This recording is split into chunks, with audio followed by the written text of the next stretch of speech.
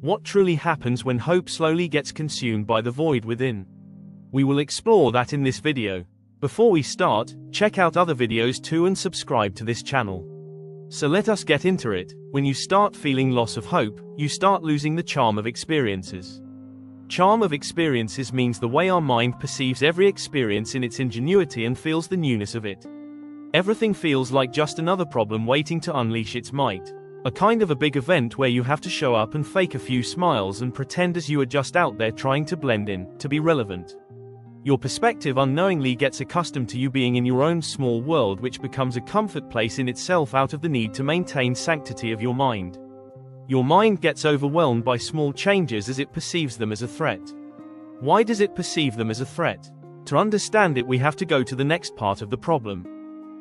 Every time something new comes around the corner, you start avoiding it, in the expectation that this will turn sour. Before every event, small or big, life-changing or an experience, you start thinking about the worst. Every probability of life will start at a negative perspective and most of the time, ends there itself. Some days positive perspective tries to indulge you through a thought, but negativity seeps in and makes you question the whole situation itself. A question keeps arising: what is the meaning of life?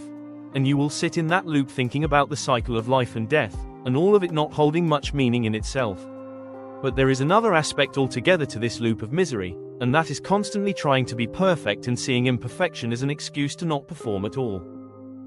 We live for experiences. Perfection is truly a vague concept if one dwells in its depth. We try to keep our experiences constant and consistent, but also try to stay relevant in our social circles.